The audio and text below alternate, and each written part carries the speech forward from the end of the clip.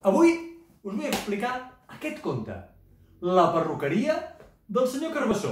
És un conte que vaig escriure ara fa un parell d'anys amb en Ricard Aranda, que em va fer unes il·lustracions xulíssimes, i que, escolta, he pensat, ja que hem acabat els desexplicats, doncs escolta, seguim explicant contes nostres? Som-hi, doncs. Mireu, aquesta perruqueria, aquest senyor Carbassó, són realment la pera.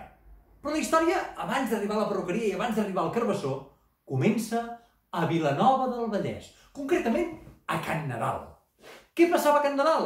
Doncs que a Can Nadal hi havia l'avi Lluís i l'àvia Isabel. I l'avi Lluís i l'àvia Isabel, cada dijous, quan hi havia mercat a Granollers, agafaven totes les fruites i verdures del seu hort, les posaven en caixes, les carregaven al seu cotxe i baixaven, clar, això era en temps de no confinament, i encara hi havia el mercat obert, podien baixar fins a Granollers, que era dijous, i muntar la seva fantàstica parada. I quan tothom veia que havien arribat l'avi Lluís i l'àvia Isabel i havien muntat aquella parada, la gent embogia. Tothom feia una llarga cua davant la seva parada. I sabeu què?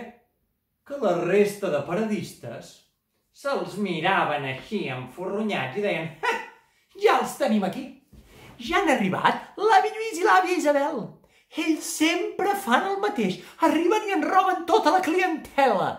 Perquè ells diuen, es veu, que tenen un secret, que les seves fruites i verdures són tan fantàstiques, perquè es veu que els hi canten cançonetes mentre les reguen. Però això no hi ha qui s'ho cregui. Jo crec que hi posen alguna cosa a les verdures, perquè no pot ser que tota la clientela que teníem fa un moment ara s'ha girat cap allà. Alguna cosa els hi deuen donar, alguna cosa els hi deuen regalar.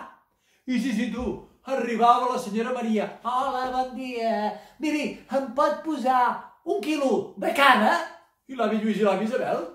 Diligent sempre, 1 quilo de cada, escolta'm. I venia el senyor Ramon. Ai, escolti'm una cosa. Avui vull que em posi les maduixes, que la setmana passada eren increïbles. I també vull carbassó, i ceba, i porro, i enciam, i escarola, i coliflor, i així tot el dia, i vinga, anava anent, fins que ho venien tot.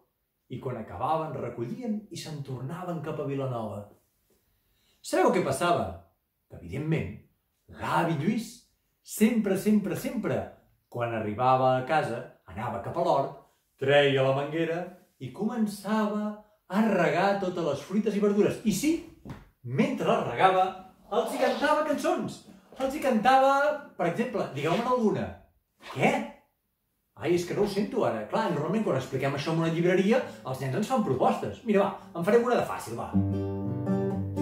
Els hi cantava, per exemple: Sol, solet, vine-me a veure, sol, solet, vine-me a veure que tinc fred.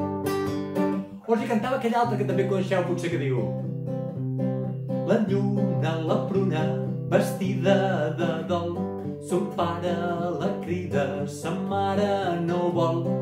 O en voleu una altra de més coneguda? Mira, també els hi cantava: fa el mico s'enfila i dorm a la maca, quan va bicicleta, pedala. Un nino de llana és el meu amic, anem a jugar, farem... I què diu ara? Mac, molt bé. Però si totes aquestes cançons l'avi Lluís les cantava mentre regava les hortalisses, i les hortalisses ballaven, contentes, xalaven de valent amb aquella música i aquella aigua que els hi donaven. I l'avi Lluís i l'àvia Isabel se'n anaven a dormir sempre després de la bona feina feta. Però sabeu una cosa? Que quan es feia de nit, a l'hort s'encenia una petita llumeta. S'obrien unes cortines i allà sortia també un cartell que posava: la perruqueria del senyor Carbassó. Totes les fruites i les verdures desarrelaven els seus cossos i s'anaven com podien cap a la perruqueria del senyor Carbassó. I arribaven allà i ja el rebia el Carbassó. Hola, bon dia! Passeu, endavant! Us estava esperant! I és que les fruites i les verdures s'anaven a arreglar totes elles, sempre a la perruqueria. Passava, per exemple, la senyora Coliflor. La senyora Califlor s'asseia amb aquella tofa blanca que portava ella i el senyor Carbassó, ai, hola, senyora Califlor, què farem avui? Farem un tinte lilós, un tinte vermellós, un tinte blavós. I la senyora Califlor, que era molt sentida, ella deia, ai, no, per favor, jo necessito un blanc nuclear, que així estic més guapa. Ai, per favor, senyora Califlor, és més clàssica que sembla de l'època de Mozart, amb aquesta tofa que em porta, li deia el senyor Carbassó.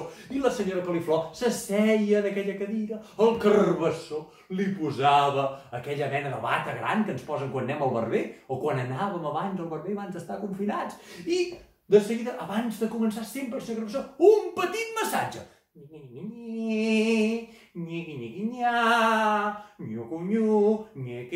I quan acabava, treia els seus elements, hop, iau, a treballar. Txac, txac, txac, txac, txac, zup, txac, txac, txac, txac, txac, zup, txac, txac, txac, txac, txac, zup, txac, txac, txac, txac, txac. I quan acabava de la senyora Califlor, ja venia el següent. I venia, per exemple, l'enciam cor de roure, l'enciam de fulles de roure, que l'enciam de fulles de roure duia aquell perfecte verd marronós que el senyor Carbassó, amb molta traça, s'encarregava de tintar ben tintat. I així un rere l'altre cada dia. I esclar, les fruites i les verdures estaven impressionants. Quan l'avi Lluís i l'avi Isabel les anaven a buscar estaven increïbles. Però sabeu què passava? Que el senyor Carbassó... Deixeu-me que us expliqui bé això, El senyor Carbassó tenia un petit problema.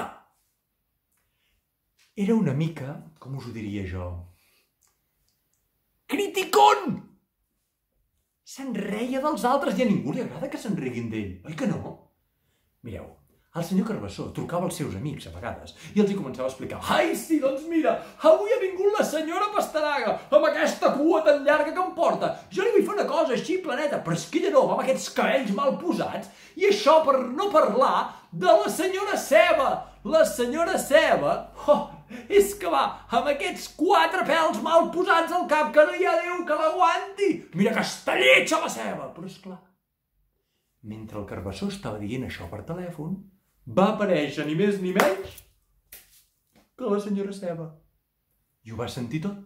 I la senyora Ceba es va posar a plorar, perquè la Ceba ja era molt donada a plorar ella. I la Ceba se'n va anar plorant pel que havia sentit que havia dit el senyor Carbassó. I li va anar explicar ni més ni menys que la seva amiga la Bleda. I la Bleda, que també era molt sentida ella, també es va posar a plorar com una bleda. I li van anar a explicar totes dues al senyor Bròquil. I el senyor Bròquil, quan ho va sentir que el Carbassó se'n reia dels altres, va dir s'ha acabat el joc! És a dir, s'ha acabat el bròquil, que és el que acostuma a dir la gent normal. I el bròquil va decidir que a partir d'aquell dia ja ningú més no aniria a la perruqueria del senyor Carbassó. Allò era terrible. Va arribar el dijous. I l'avi Lluís i l'avi Isabel van baixar a l'hort. De fet, va baixar l'avi Lluís, que ell era més matiner. Va anar corrents. Va arribar a l'hort. Es va acostar per mirar les verdures i... No s'ho podia creure! Issa! Baixa! Vine, corre! L'avi Isabel, què passa? Va arribar i... No s'ho podia creure! Allò era terrible! Les fruites i les verdures, que sempre estaven... Estan totes així. Pansides, florides, escotxorromiades. No sé com dir-vos-ho. L'avi Lluís va fer-ho com va poder. Va anar a buscar una pinta que tenia per casa i agafava els enciams, que estaven tots pansits, els aixecava i tornaven a caure. Agafava la pastanaga, li pentinava la cresta. Allò era un desastre. Van agafar les fruites i les verdures com van poder, les van posar en caixes, van baixar al mercat, van muntar la parada. La resta de paradistes, ja estan aquí l'avi Lluís i l'avi Isabel. Segur que el que volen ara serà, com sempre, treure'ns la clientela. Però de sobte va passar una cosa que no havia passat mai. Mireu. La gent s'acostava a la parada i deia, escolta, poseu-me... Quin Això és horrorós! No volem les vostres fruites i verdures! I així un rere l'altre. I aquell dia l'avi Lluís i l'àvia Isabel no van vendre res. Van tornar cap a casa. I sabeu què va passar? Que l'avi Lluís aquell vespre es va quedar tot pensatiu al porxo i es va quedar dormit fora de casa. A l'hort, per això, hi havia una revolució. Les fruites i les verdures estaven discutint. No tornarem més a la perruqueria, el senyor Carbassó! Ja estem farts! Home, deia un altre, però que no heu vist l'avi Lluís i l'avi Isabel? Estan supertristos! No han venut res avui! Ja, però és que el Carbassó se'n riu de nosaltres i no mereix que anem a la seva perruqueria! I així, discutint els uns i els altres, van despertar l'avi Lluís, que va sentir soroll i va anar cap allà a l'hort a mirar què passava. Amagat entre unes plantes. Va al·lucinar. Va veure que les seves fruites i verdures estaven en assemblea discutint. Allò era una bogeria. I va seguir buscant per l'hort. I la va veure. Va veure aquella llumeta que s'encenia cada nit. I va entrar a través d'aquelles cortines i va sentir una veu d'un Carbassó que deia: hola, benvingut, passi, passi! Ai! Però si és l'avi Lluís! Avi Lluís, què hi fa aquí vostè? Carbassó, però què és això? Una perruqueria? Sí, jo em dedico a arreglar les fruites i les verdures perquè estiguin fantàstiques. I com és que estan enfadades amb tu, m'ha semblat sentir? Ai, perquè saps què passa? Que me'n vaig enriure d'elles i no els hi ha agradat massa. Home, Carbassó, això no està gens bé. Potser ens hauries d'anar a demanar perdó. Ai, és que és una mica difícil això de demanar perdó. Digue'm una cosa, ara que esteu a casa, oi que costa a vegades demanar perdó quan ens equivoquem? Al Carbassó també li costava, però l'avi Lluís va tenir una idea. Li va dir: mira, Carbassó, saps què farem? Vine amb mi, que jo t'ajudaré. I l'avi Lluís va fer allò que tan bé sabia fer. Se'n va anar a buscar la seva guitarra i va començar a cantar. Escolteu-me bé, verdures, que viviu en aquest hort. El Carbassó us vol dir que ha comès un greu error. Aixequeu-vos i escolteu. Aixequeu-vos a casa, aixequeu-vos. Com n'està de penedit. I us convida a ballar perquè és més divertit. I diu: balla, balla, balla, balla, amb aquesta cançó. Balla la robeta bona que porta el senyor Carbassó. I diu: balla, balla, balla, balla, amb aquesta cançó. Balla la robeta bona que porta el senyor Carbassó. I sabeu què va passar en aquell moment? Que totes les fruites i verdures van al·lucinar que l'avi Lluís estigués allà. I totes es van posar a ballar com a boges. I van fer les paus amb el Carbassó.